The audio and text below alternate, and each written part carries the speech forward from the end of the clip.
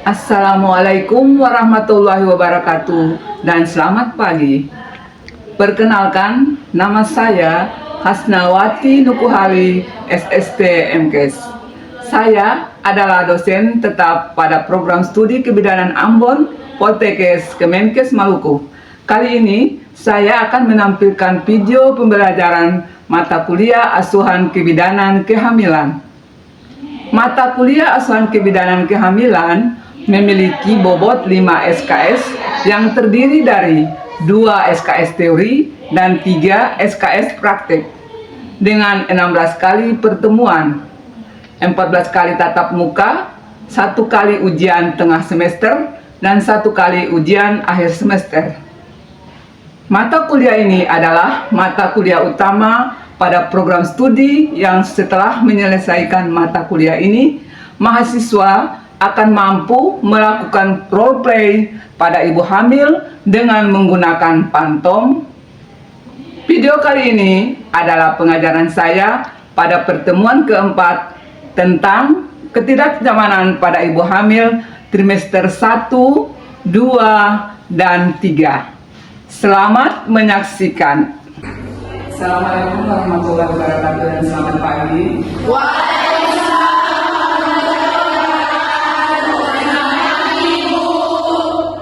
Baiklah, hari ini adik-adik kita akan belajar tentang asuhan kebidanan kehamilan, di mana materi untuk saat ini adalah ketidaknyamanan umum pada kehamilan trimester pertama, trimester kedua, dan trimester ketiga. Ya, mungkin ada yang dari adik-adik ada yang bisa menyampaikan bahwa kira-kira kehamilan, masa kehamilan itu hal-hal ketidaknyamanan apa saja yang adik-adik pernah dengar selama kehamilan.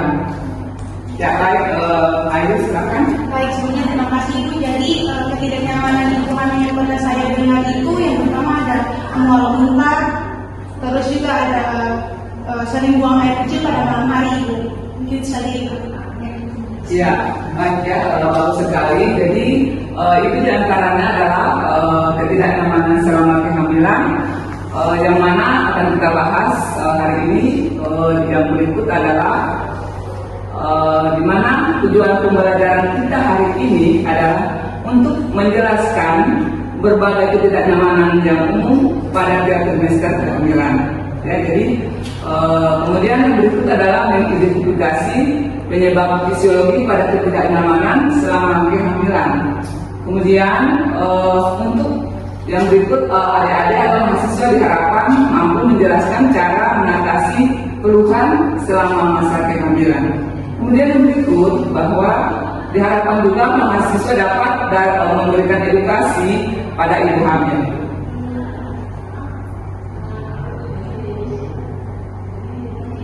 Ya, jadi seperti diketahui bersama bahwa masa kehamilan pada trimester pertama apabila seorang wanita sudah mengalami amenorrhea, maka itu akan bisa dilihat dengan atau diperiksa dengan melalui pemeriksaan kehamilan atau tes, sehingga dapat diketahui bahwa ibu itu sudah hamil atau belum.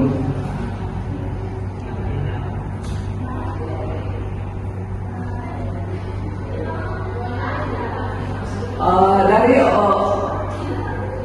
gangguan ketidaknyamanan ibu hamil itu diantaranya adalah nausea atau mual muntah, di mana nausea ini biasanya terjadi pada pagi hari sehingga disebut dengan morning sickness. Ya, morning sickness karena pada terjadinya penyebab morning sickness ini adalah karena terjadinya penurunan hormon ACD, di mana saat seorang hamil seorang wanita hamil itu mendadak hormon ACD-nya akan menjadi turun, sehingga itu menyebabkan terjadinya morning sickness atau mual muntah. Kemudian selain itu ada terjadi juga peningkatan kadar estrogen maupun progesteron dalam pada ibu hamil tersebut. Yang berikut juga mungkin penyebabnya adalah karena emosi dan stres juga akan mempengaruhi ketidaknyamanan pada ibu hamil tersebut. Jadi seorang ibu hamil itu dia harus fine-fine dan jangan emosi. Kemudian untuk penata laksanaan dalam menangani masalah nutrisi ini, diantaranya adalah seorang ibu hamil itu akan harus makan dalam porsi kecil tapi sering.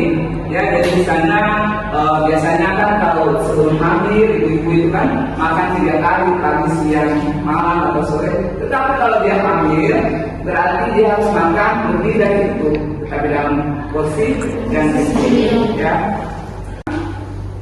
ibu itu perlu istirahat yang cukup dan hindari begadang. Apalagi kalau mau scroll HP itu nggak boleh mendengar kepada ibu hamil, sampaikan resikonya. Kalau ibu terlalu begadang akan menyebabkan keletihan. Kalau keletihan akan berdampak kepada janin.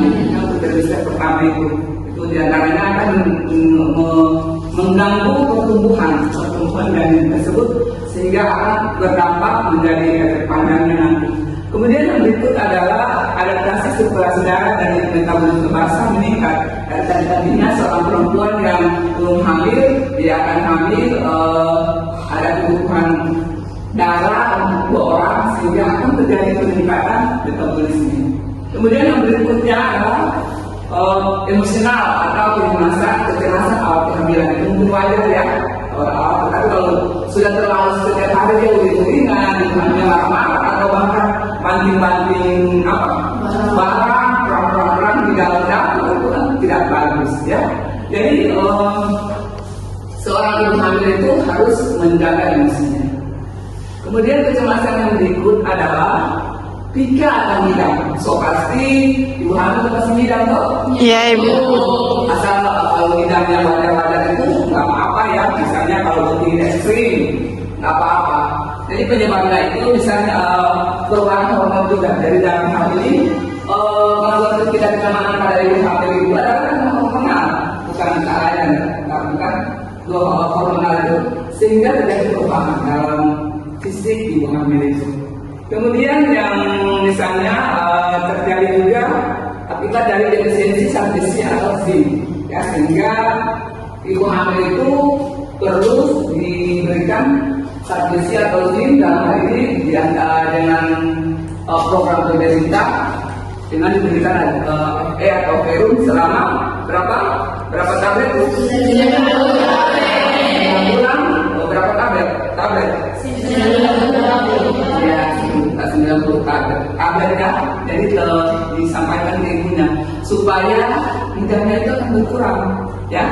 Jadi untuk mencegah yang ikannya atau ngidam ini diantaranya juga edukasi tentang gizi ya, misalnya dorong ibu untuk makan yang bergizi ya, jangan sampai ibu hamil itu misalnya karena tinggal di kos atau belum masih ngontrak atau dia biasa yang dari awalnya senang konsumsi Indomie, itu tidak boleh, harus makanan bergizi ya, sehingga untuk kebutuhan 2 orang itu ya, untuk ibu terutama untuk janin dan janin.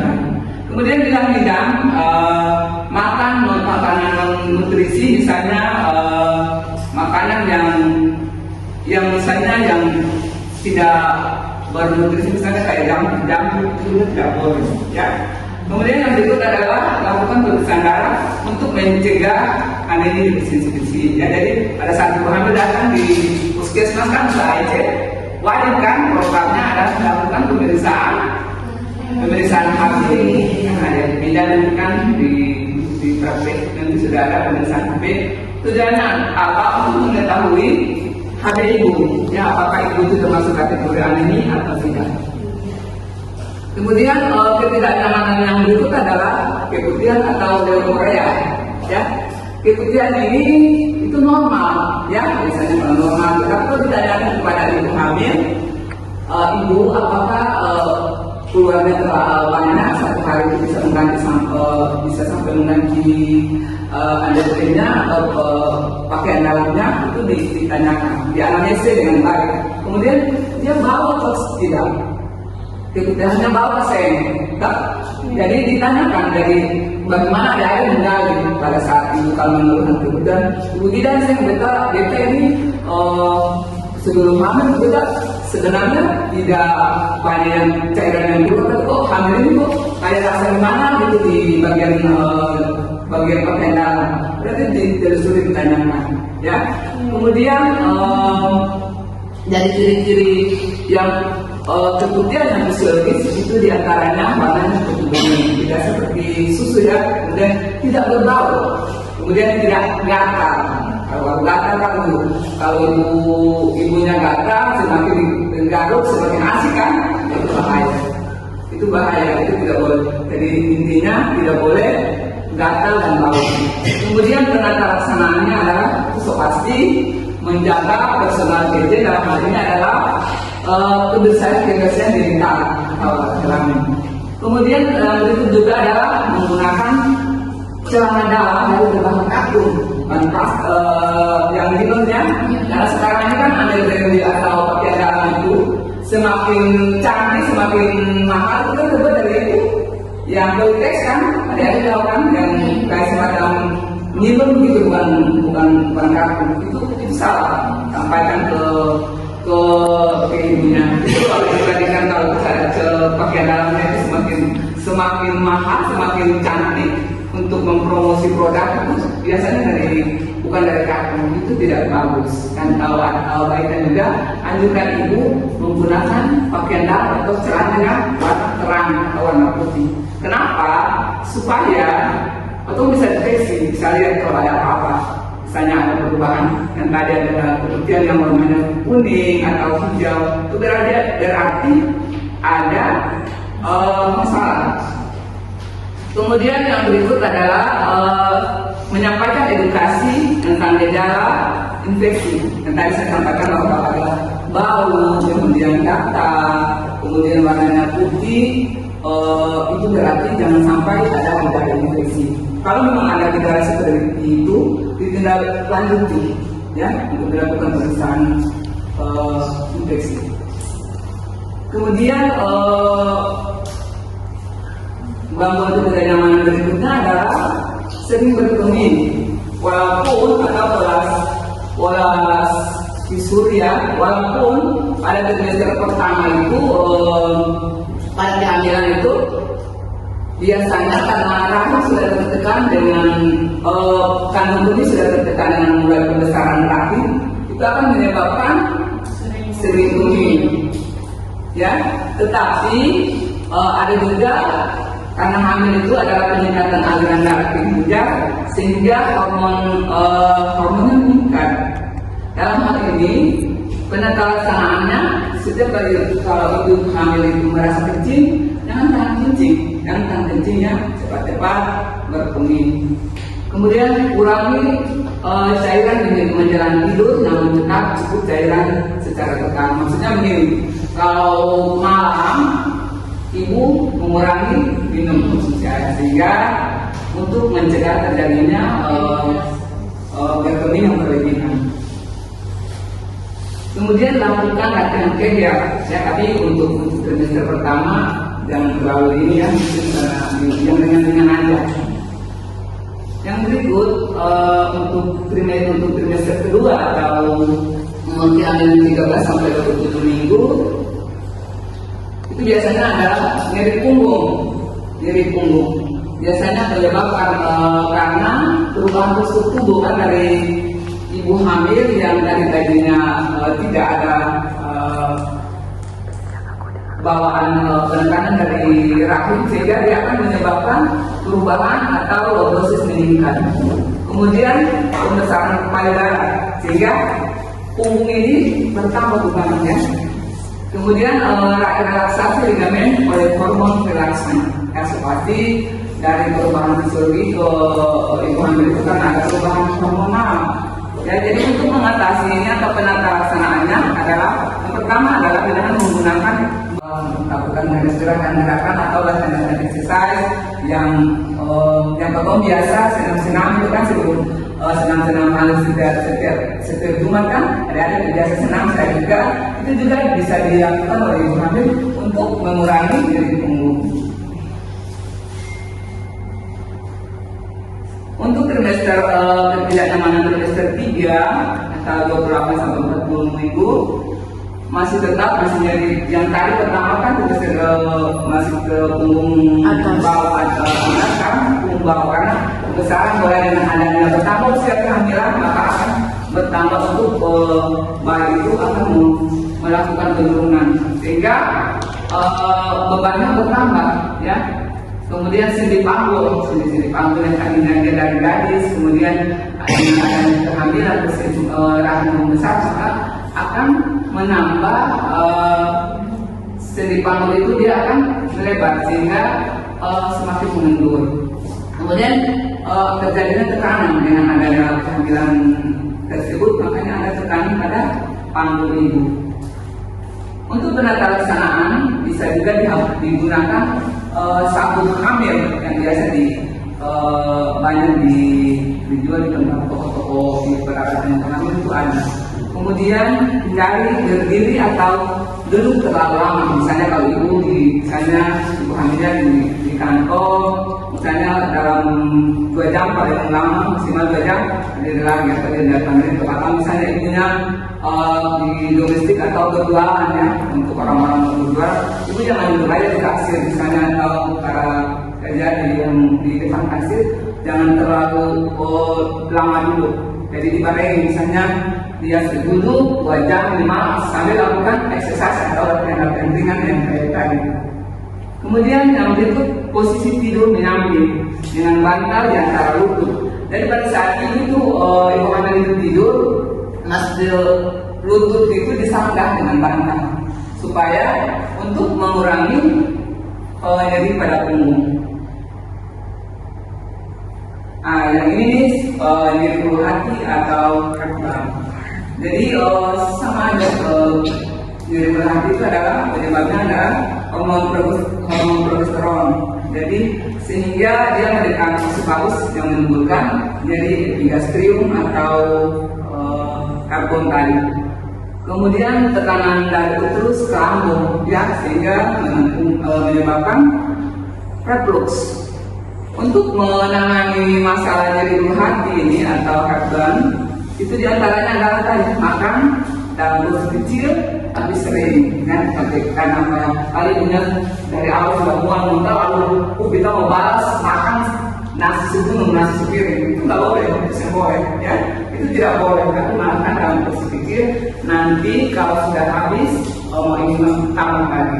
Jangan sampai dikhawatirkan kalau ibu mau membalas dendam karena muntah yang banyak kali, itu bisa berakibat fatal, bisa muntah lagi. Kemudian dari makanan pedas atau asam atau berlemak atau berminyak kayak apa? Makanan berminyak seperti apa? Gorengan atau apa ya? Selain gorengan apa lagi? Apa? Ya misalnya ayam kan, yang enak-enak yang ini dulu. Nanti kalau sudah nyaman, kalau kita masuk ibunya sudah tidak ini lagi, boleh makan atau pada masa nifas untuk memperlancar ASI dan pertumbuhan nutrisi si bayi. Kemudian selain itu posisi tengah duduk ya, jadi pada saat ibu hamil dengan gangguan nyeri ulu hati itu jangan tidur rata, tidak boleh.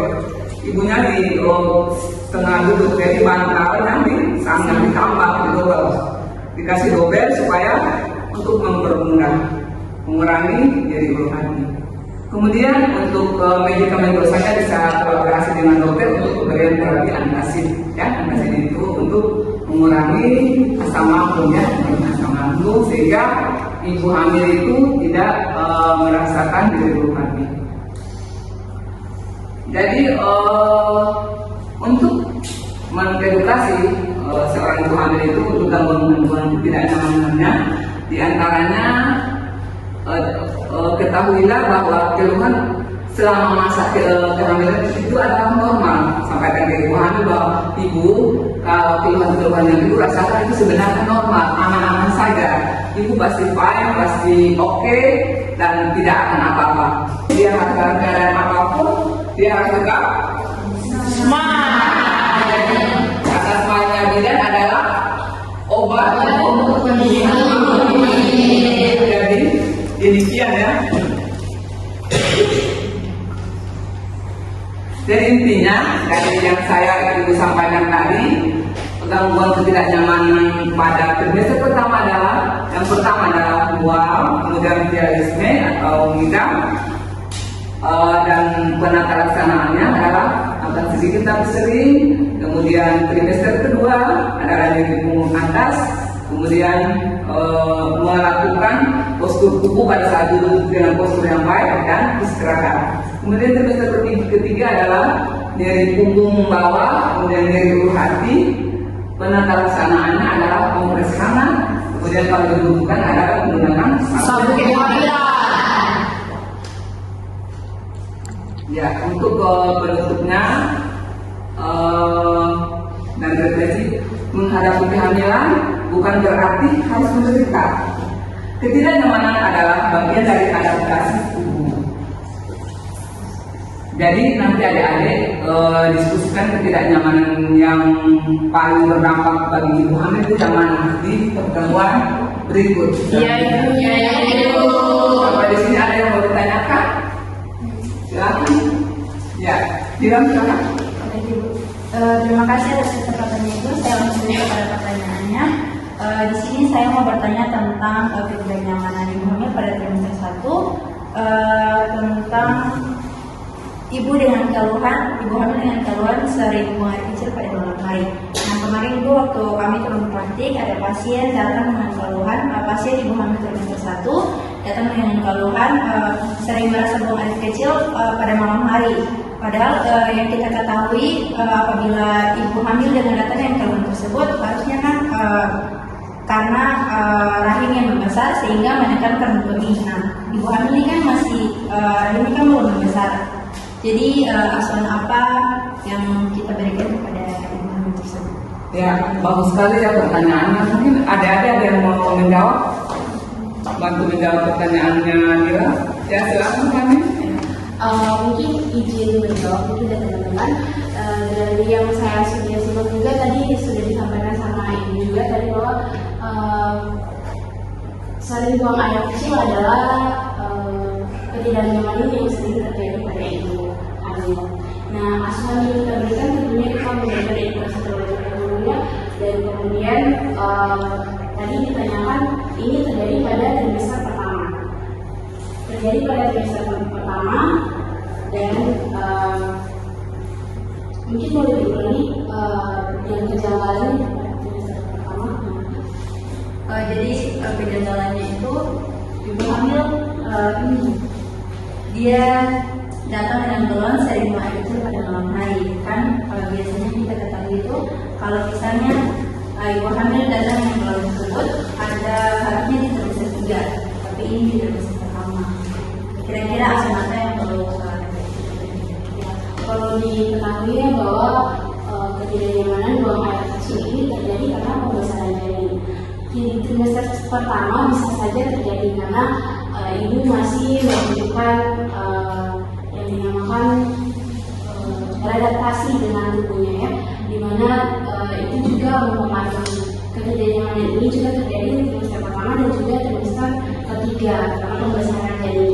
Nah, hanya saja di trimester kedua sedikit mengurang karena tubuhnya ibu hamil itu sudah beradaptasi terhadap hal tersebut, dan terjadi lagi di trimester ketiga karena pembesaran yang menekan lebih lagi menekan kandung kemih sehingga sering terjadi di malam hari buang air kecil. Nah, asuhannya itu pertama kita lakukan edukasi bahwa itu hal yang normal, kemudian kita edukasikan seperti yang saya simak juga dari ibu tadi bahwa kurangi minum menjelang tidur. Jadi mengusahakan kebutuhan cairannya tetap terpenuhi, tapi di siang hari atau sore hari dan di malam hari itu tetap dikurangi.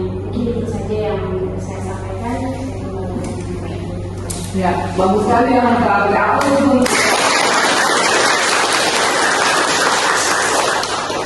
Ya, jadi begitu ya disampaikan itu bahwa sering buang air itu adalah normal pada trimester pertama dan akan berulang lagi pada trimester ketiga, dan sampaikan edukasi untuk mengurangi minum pada saat malam hari. Ya, demikian pertemuan kita hari ini. Selamat pagi. Wassalamualaikum warahmatullahi wabarakatuh. Terima kasih.